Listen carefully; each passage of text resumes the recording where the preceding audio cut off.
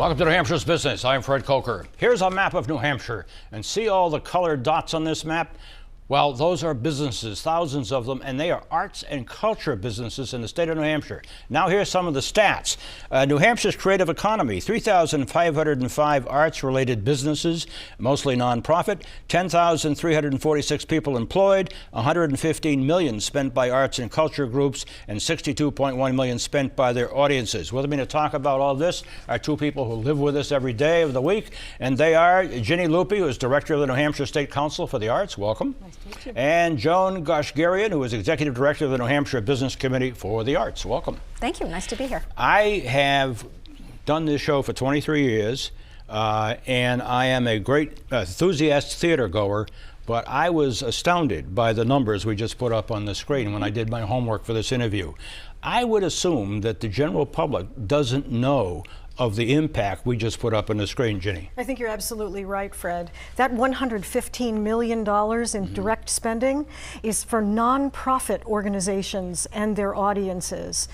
That's just nonprofits. On the for-profit side, creative businesses, creative workers like the ones that have created WMUR's logo, those businesses have annual receipts in excess of $113 million. In New Hampshire? In New Hampshire. Wow.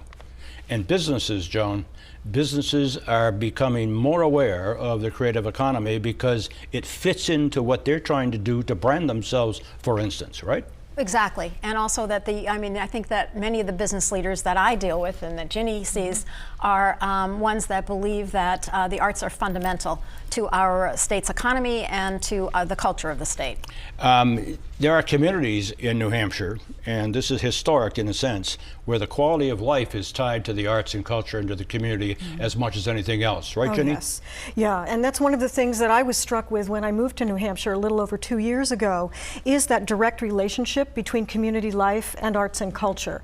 So many communities have municipal opera houses. There are performance spaces in town halls. From the very beginning of this state, our forebears understood the importance of arts and culture to everyday life and the importance of making sure that everybody could access it.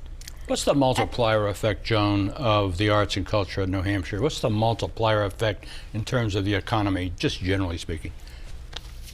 15, 16, 28%. What is it? It's probably about 28%. 28%. 28%. Right. Wow.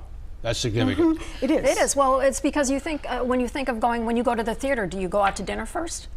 Often? Yes. Yeah, okay. Well, there's a piece right there that's a multiplier effect for it. So absolutely. I think it's very important to consider it's not just buying the ticket, but it's everything that happens around that ticket. That's right.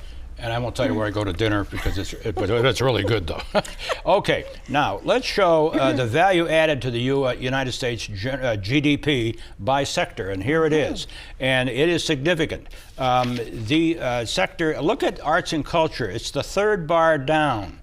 $698.7 billion, right after retail, trade, and healthcare and social assistance. That is stunning. And that's a national figure. Yeah, 4% of the gross domestic product is arts and culture. Who would have thought? Who would have thought? Yeah, but there it is. There it is. That is significant. And that's another graphic. Let's put this up. This is top arts and culture businesses. Again, this is a national listing of broadcasting, motion pictures and video publishing, retail for arts and culture, performing arts, and that includes independent artists, and advertising. Out of those categories for New Hampshire, what would be the ones that would be most prominent? I think performing arts is very big in New Hampshire. The visual arts are very big as well. We have a large number of independent visual artists working here today. Some of them are connected with the League of New Hampshire Craftsmen or the Furniture Masters, or they're painting in the White Mountains. And don't forget the writers. That's We have right. a huge community, a literary community in New Hampshire. Absolutely. In about 10 seconds, Joan, if you were governor, the next governor of New Hampshire, what would you do to enhance the arts in New Hampshire? Well, you know, when you showcase the arts to people, they get it. You know, they see something really great. And the other thing is that, I mean, I meet with people who will say, "Oh, I don't have any creative things. I don't know about the arts or whatever." And then you start talking, and they realize, "Well, you know, I used to do this, or sometimes I do that." And this encompassing feeling of creativity I guess is the way I would put that, is something that they understand. And if you were governor, you'd promote that. I would definitely. Okay. Joan Goshgarian, Executive Director of the New Hampshire Business Committee for the Arts, thank you. And Ginny Lupe, Director of the New Hampshire State Council on the Arts, thank you.